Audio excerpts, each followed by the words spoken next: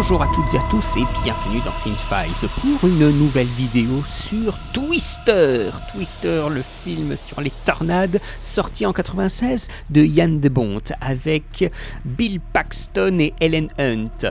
C'est un film qui a coûté 90 millions à peu près, il en a rapporté 490 à peu près aussi, c'est un gros carton de l'époque, c'est un film qui dure 1h53 et qu'est-ce qui se passe dans ce film ? Eh bien, c'est une chasse à la tornade. Une équipe menée par le personnage d'Helen Hunt part à la recherche de tornades pour pouvoir lui insérer des sortes de capteurs pour savoir un peu comment elles fonctionnent, pour pouvoir justement prévoir l'arrivée des tornades sur le terrain. Et Bill Paxton joue un ancien membre de l'équipe qui revient dans cette équipe un peu malgré lui alors qu'il est censé signer des papiers de divorce. Et le film est une superbe production, c'est un film avec de l'aventure, c'est un film de chasse, c'est un film où on passe son temps aussi en voiture à travers champs. J'avais envie d'y revenir parce que j'avais fait un commentaire audio avec mon ami Valentin sur Facebook il y a très longtemps. Oui, parce qu'il y a eu des choses qui ont été publiées sur Facebook et j'ai décidé de faire une vidéo sur ce film au final, le commentaire que je suis en train d'enregistrer. Ce qu'on ne sait pas forcément, c'est qu'il y a eu plein de films sur les tornades qui sont sortis en direct to vidéo. Vous voyez quelquefois sur des chaînes qui achètent des droits pour pas cher des films de la sorte. Mais des vrais films sortis au Cinoche, il n'y en a pas tant que ça. Il y a eu récemment, je dis récemment, ça date d'il y a plusieurs années, Into the Storm, je ne sais plus comment ça s'appelait, Black Storm en français peut-être, je ne sais plus. C'était un film sur une tornade, bon c'était un truc un peu spectaculaire mais en même temps un petit peu cheap. Il y avait aussi un truc qui s'appelait Hurricane Heist où il y avait une espèce de convoi, d'attaque de convoi au milieu d'une tornade, enfin c'était un peu n'importe quoi ça, au milieu d'une tempête plus précisément. Et il y a eu bien sûr le jour d'après où on a des gigantesques tornades qui balayent tout sur leur passage, bien sûr un truc assez excessif. Quelle en est sa promesse ? Je pense que sa promesse est clairement de nous faire vivre les sensations d'action, de se confronter à une tornade, la puissance de ce phénomène et également une puissance émotionnelle qui est justement humaine face à l'immensité de cette catastrophe. Un film d'aventure bien construit, palpitant, avec du suspense. J'ai découvert aussi sur le web que le film n'était au final pas super aimé. Cela m'a surpris parce que j'ai toujours bien considéré le film. J'ai eu une bonne sensation vis-à-vis de ce film. Ce dernier s'ouvre sur une scène de trauma. On a un événement dans la ligne temporelle de Joe. Dans cette continuité temporelle, nous allons après revenir, qu'on pourrait dire, le temps actuel, c'est-à-dire le temps qui est lié au spectateur qui va voir le film en salle. Le moment d'avant, le temps présent vis-à-vis du temps passé, on pourrait dire que c'est un flashback. Non, mais c'est le temps présent qui va nous prendre le plus de place au sein du récit. Le temps du trauma est un temps pour nous préparer à la dangerosité, mais aussi à l'objectif du personnage principal du film. C'est un film qui n'est pas du tout take shelter sur l'intuition, le drame humain. On est dans un film d'aventure où la tornade est considérée et traitée comme une grande attraction du film. Ce sont les grandes séquences du film. Donc c'est un film de chasse. Les gens partent à la chasse, courent après le gibier, sauf que ce gibier il peut détruire des fermes.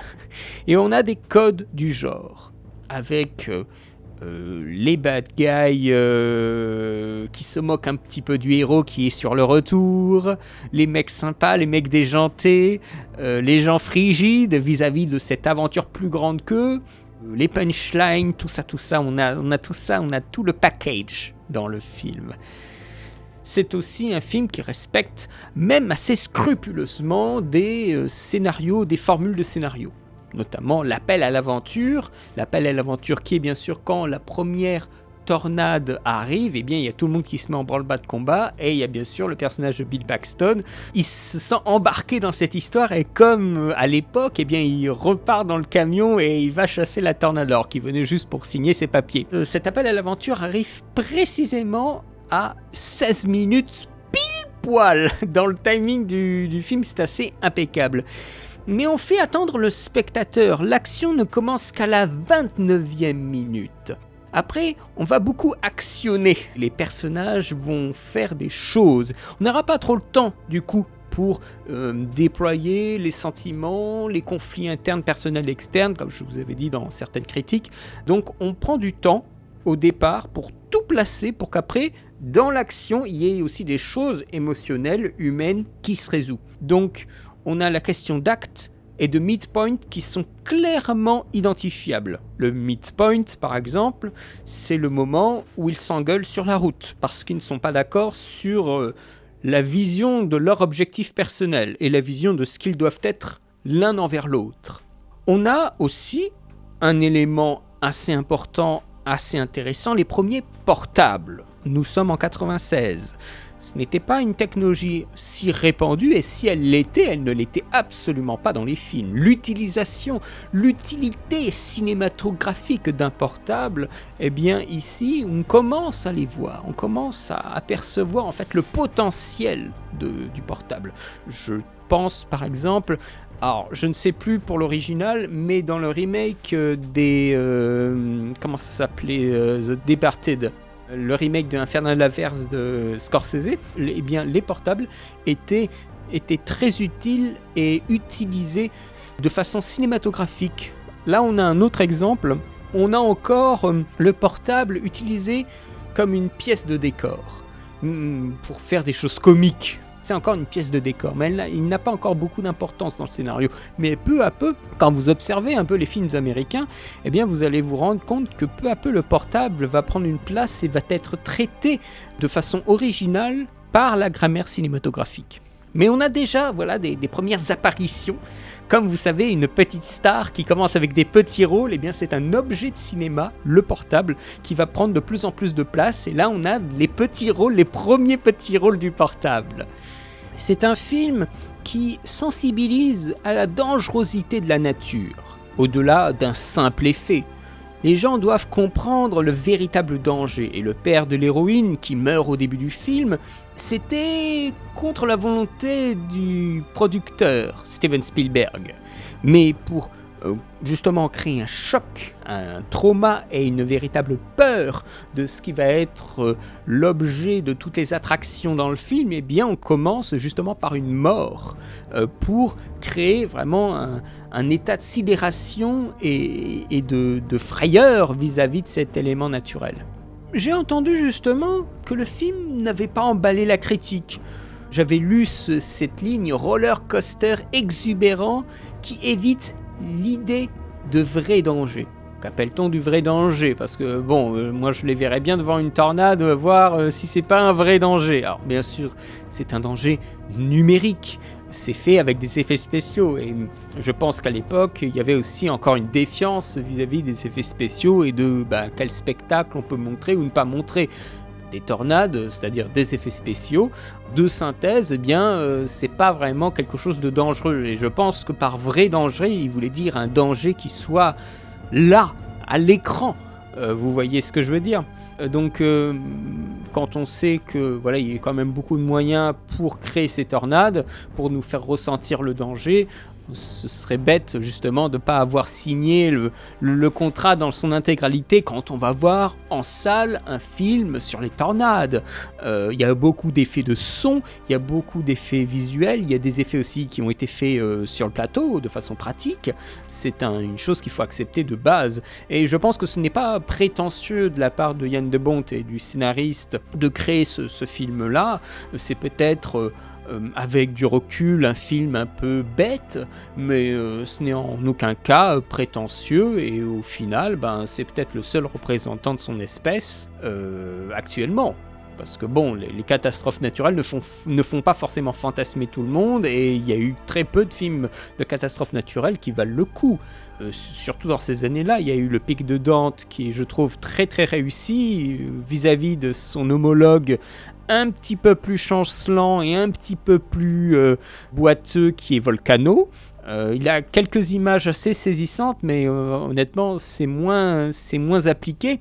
Là où je trouve que si je puis faire un petit aparté, Le Pic de Dante a une réussite scénaristique, il est extrêmement classique, et je pense vraiment le terme extrême, souvent on dit extrême un peu facilement, mais il y a la formule il y a le guide du petit scénariste qui est passé par là, mais il a aussi une élégance de plan, il y a beaucoup d'effets, beaucoup plus qu'on puisse le penser dans Le Pic de Dante, des plans séquences notamment, sans qu'on s'en rende compte. Donc, il y a une espèce d'application, pas forcément Spielbergienne, on n'est pas du tout dans ces considérations, mais il y a je trouve un travail sur les textures et les surfaces qui reflètent les personnages aussi.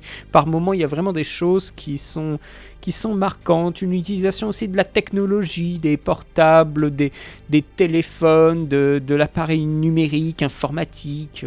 Je trouve qu'il y a quelque chose qui est assez génial, et on est dans justement cette phase où on a de la technologie, on ne sait pas quoi encore en faire, donc on a la personne qui considère que les graphiques ne disent rien sur la montagne, et celui qui va voir sur le terrain l'homme nature. Alors là, ça va complètement avec ce que je vous avais proposé en analyse que je vous invite à voir bien sûr, de Demain ne meurt jamais. Toute l'introduction de Demain ne meurt jamais, j'avais fait une longue analyse que vous avez sur la chaîne. Eh bien, Pierce Brosnan, parce qu'il est sur le terrain, devient l'homme nature, l'homme qui est au plus près des choses réelles et qui sait, par rapport à la machine qui interprète via des systèmes, qui interprètent faussement les informations. Donc on l'a dans le film du Pic de Dante, on a ce système-là, et finalement, je reviens à Twister, dans Twister, on a deux équipes qui viennent chasser la tornade. On a l'équipe de Joe, voilà, qui fait un peu de briques de broc, mais des gens qui ont de la volonté, de l'entrain, qui ont de la passion. Et on a le mec ultra corporate avec des super bagnoles et tout ça, et qui lui se fie aux statistiques, au système météo et tout ça, et qui ne rend pas du tout compte du terrain. Il n'a aucun instinct vis-à-vis de ce métier. Il fait ça pour le pognon. Et donc on place les personnages comme ça. On place les personnages par rapport à la machine. Il y a une défiance de la technologie dans ces années 90, clairement dans tous ces films, et de l'autre côté on a l'homme proche de la nature qui a un lien, peut-être pas mystique, quoique Joe, on sait qu'elle a quelque chose de l'ordre de la fascination du mystique. On place les personnages en empathie avec le spectateur, ces personnages qui sont de l'ordre de la passion de la nature. Je pense que quand ces critiques parle de roller coaster et qu'il n'y a pas vraiment de danger, je pense qu'ils veulent dire par là qu'il y a très peu de dommages clairs et humains. Il y a des dommages matériels, c'est vrai, mais finalement des dommages humains, eh bien pas tant que ça. On a l'impression que sur tout le film, il y a eu 3 morts, en comptant celui du père au début du film. Donc c'est peut-être le fait qu'on n'en sente jamais vraiment les conséquences humaines, juste dans une seule scène. Et les 3 morts sont montrés, bien entendu. C'est trop limité. Mais parce que le film a une restriction aux moins de 13 ans.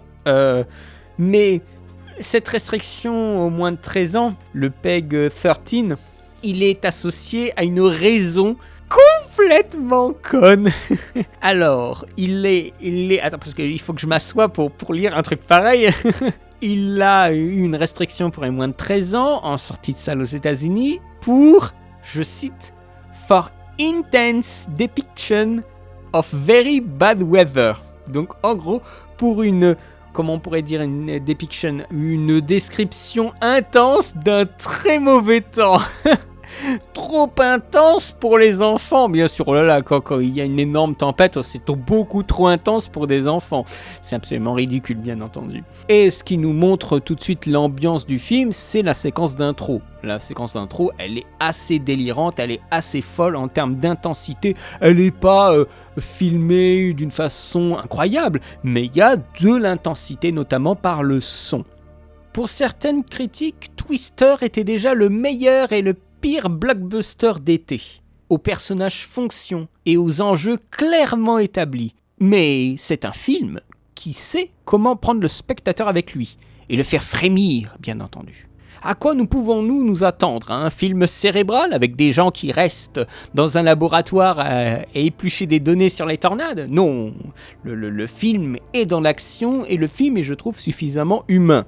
Une histoire très classique, mais suffisamment humain. Pour affronter ces tornades, pour les chasser, eh bien, ils ont un système, une sorte de bac dans lequel ils ont mis des tas de petits capteurs qui, en contact avec la tornade, vont s'envoler et vont pouvoir donner sur les ordinateurs une trace, une trace du volume de la tornade et comment elle fonctionne. Ce bac dans lequel sont tous les petits scanners, eh bien, ce sont des Dorothy. Ce sont des bacs qu'ils appellent Dorothy. Et Dorothy, pourquoi donc? Eh bien, c'est un hommage à Judy Garland, qui joue Dorothy Gale dans Le Magicien d'Oz. Et je vous invite bien sûr à voir ce film de 1939, le Magicien d'Oz.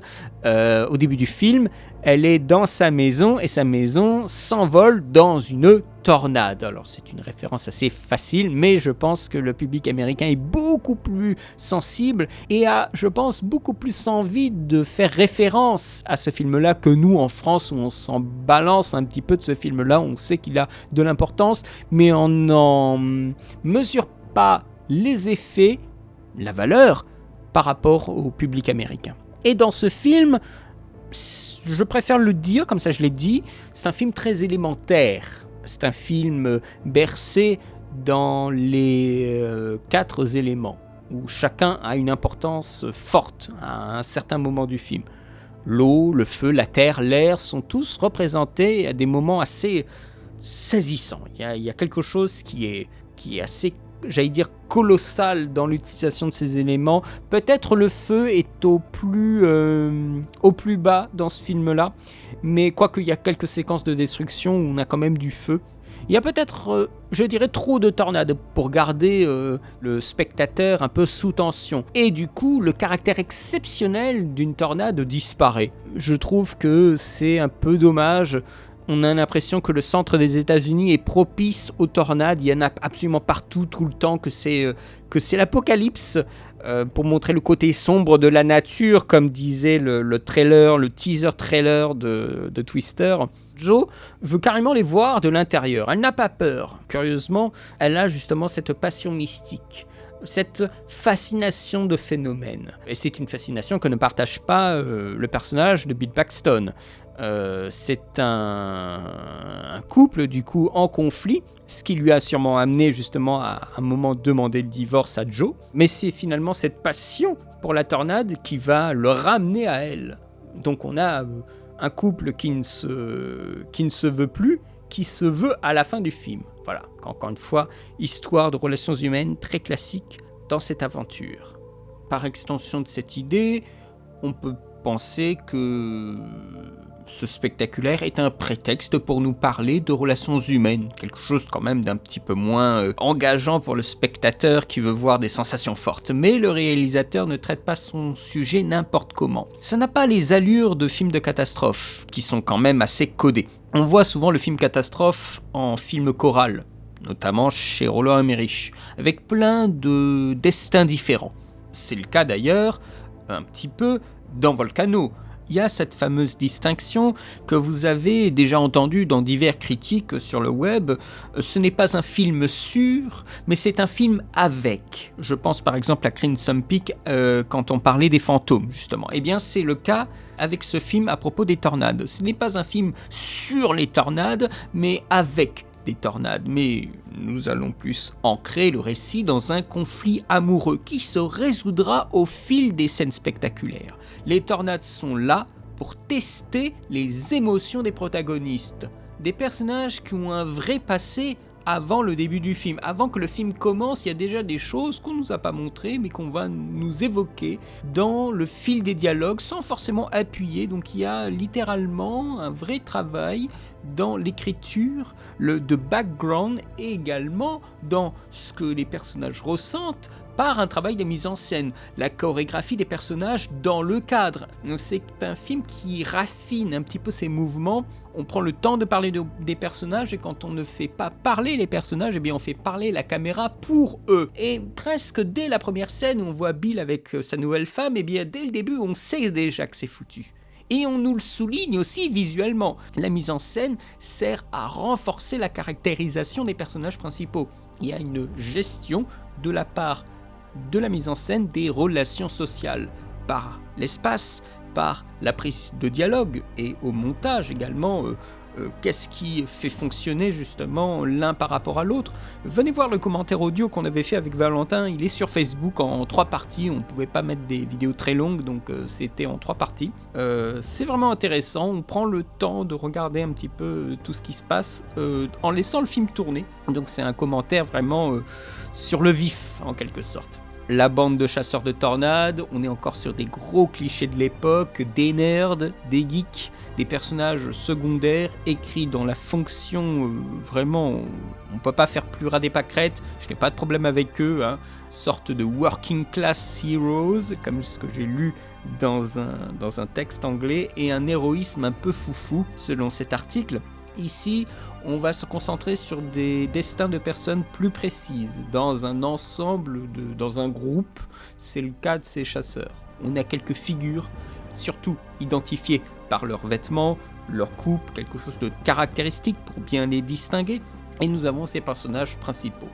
Le personnage de Jo, elle a une relation presque d'ordre mystique avec la tornade, une relecture un peu lointaine de Moby Dick, avec notre héroïne qui est complètement habitée par un désir morbide d'une vengeance. Va te venger d'une tornade. Elle va entraîner Bill. L'objectif dramatique de Bill, c'est de faire signer les papiers. Et celui de Jo, c'est le dévier, le reconquérir. Et Bill est obligé de suivre Jo parce qu'elle a les papiers. Donc on a un conflit de personnages. Et Jo, elle est vraiment travaillée, comme je vous le disais, des conflits internes, personnels, externes. Vous m'avez souvent utilisé ces mots pour désigner un petit peu la caractérisation des personnages. Je dirais que l'obsession profonde de Jo, c'est l'obsession de cette tornade. C'est un conflit vraiment interne qui va la travailler dans un conflit externe qui est de trouver cette tornade. C'est, on va dire, l'objectif le plus apparent dans le film, c'est de trouver cette tornade, et bien sûr l'objectif personnel, c'est de récupérer Bill. Chez Bill, il y a une sorte de déplacement des enjeux dramatiques du personnage qui est progressif.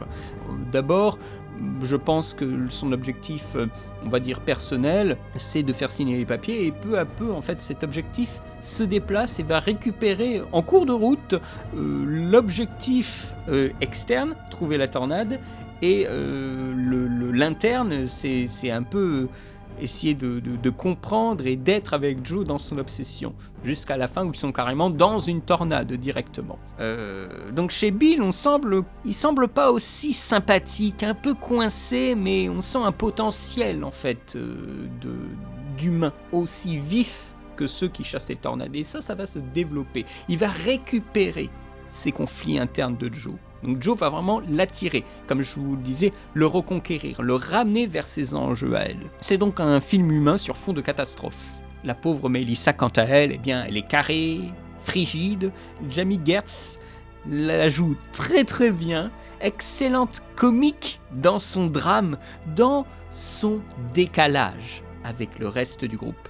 Philip Seymour Hoffman qui fait le geek des tornades, tout ça, c'est vraiment pas très intéressant. Et tous les films ont généralement besoin d'antagonistes, même si on pourrait penser que les tornades soient suffisantes. Eh bien non, on met Cary Elwes dans une espèce de mec vendu aux entreprises privées. Il entre dans la danse, mais ce n'est vraiment pas un personnage très intéressant. Il est là pour poser des conflits externes, aussi trouver la tornade, donc il y a une espèce de double conflit externe, de compétition, mais c'est finalement pas très utilisé, c'est pas très... c'est de l'encombrement. C'est de l'encombrement de personnages. Moi, je n'ai pas été très convaincu, et ça renforce en plus le cliché.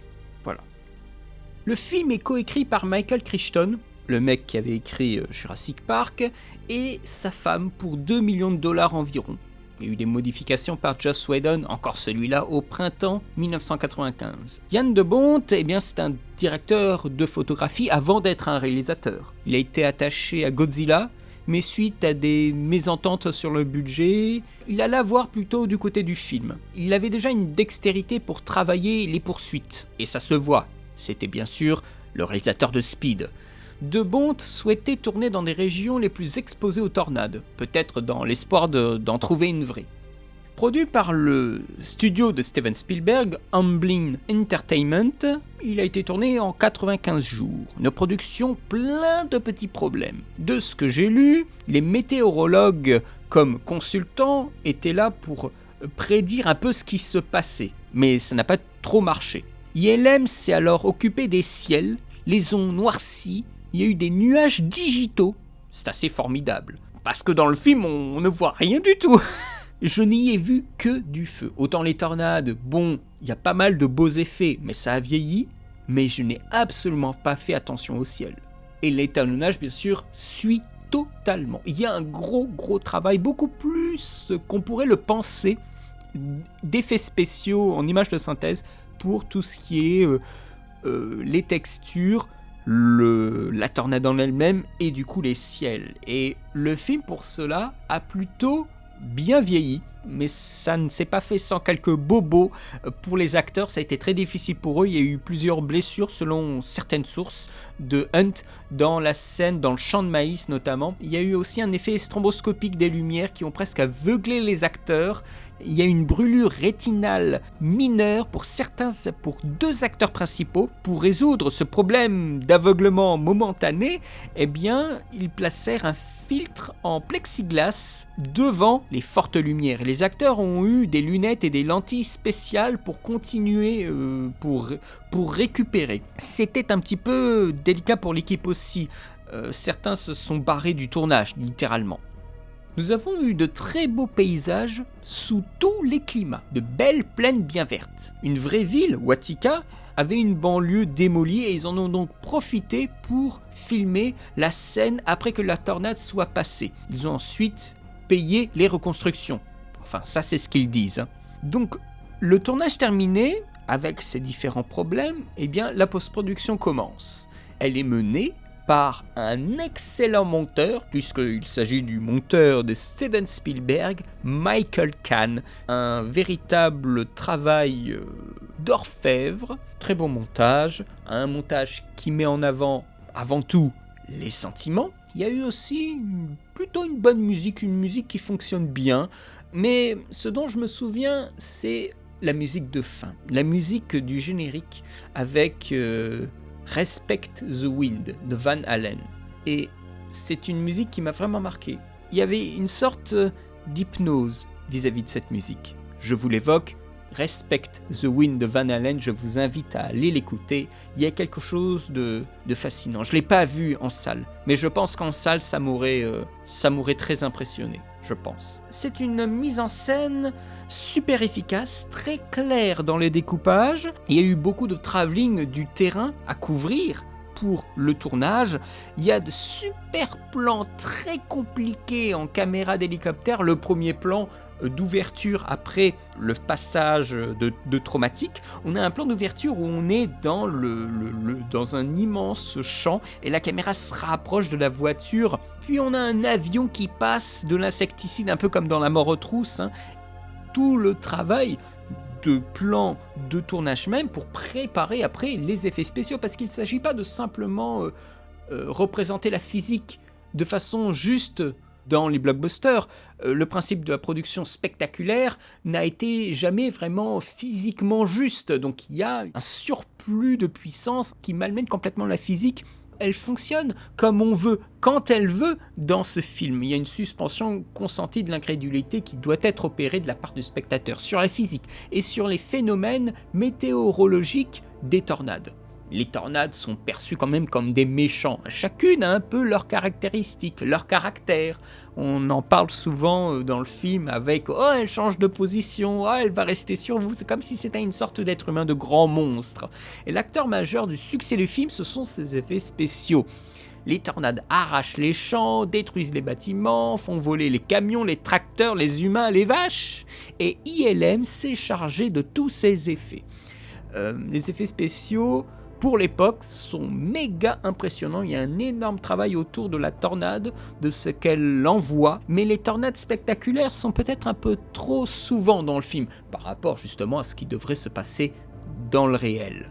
Le travail numérique est là aussi pour gommer des choses, mais on n'était pas encore dans cette optique de rendre les plans parfaitement cohérents, clean, tout ça. Vous voyez cette espèce de folie aujourd'hui de vouloir rendre tout cohérent.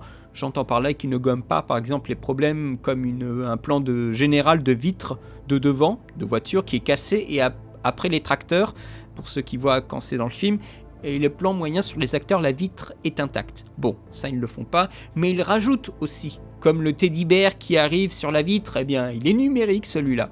Les effets spéciaux, ils ont pris un coup de vieux.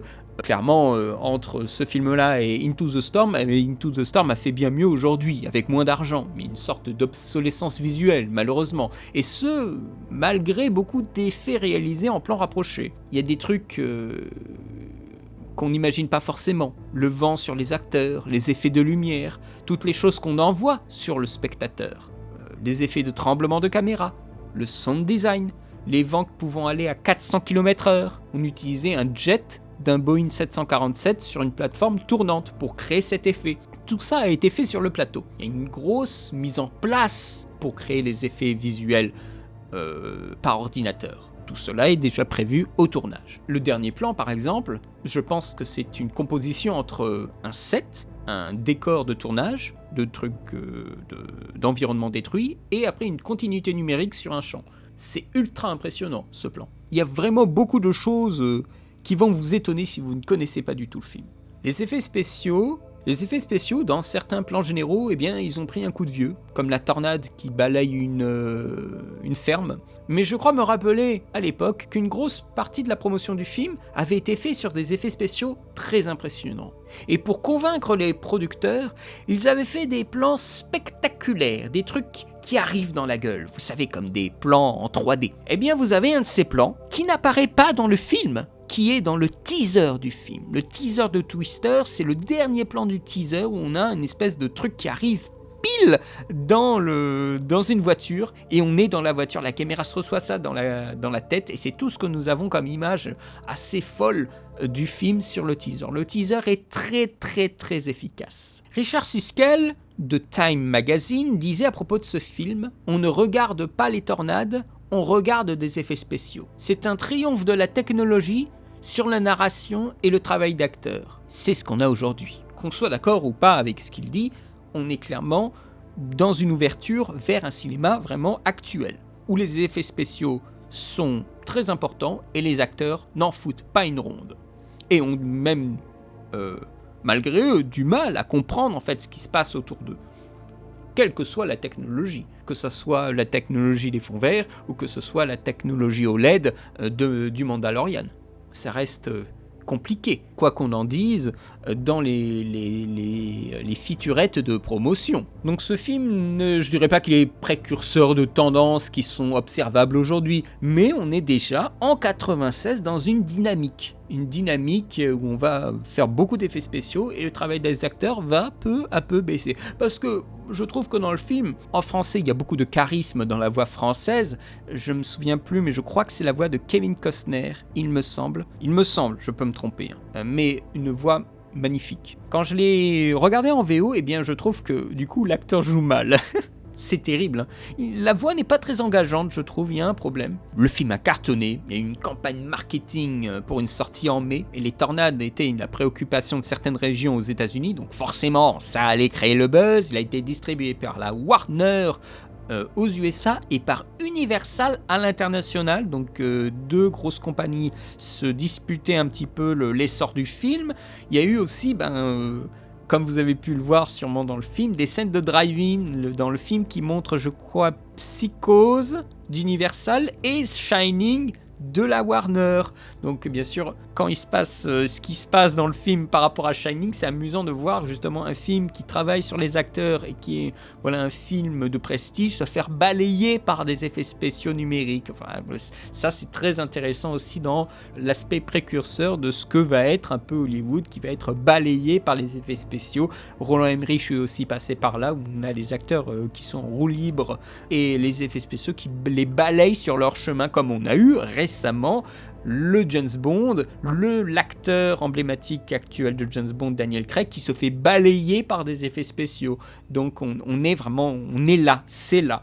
Twister nous présente déjà ça. Une attitude qu'a le film malgré lui. Hein. Je ne suis pas en train de dire que le mec il avait pensé à ça avant. Non, mais c'est une attitude du film vis-à-vis de ses acteurs, effets spéciaux, acteurs, mise en scène, son, montage, qui fait en fait qu'on a un discours derrière le film qui a une résonance avec ce que nous pouvons constater aujourd'hui sur du grand spectacle.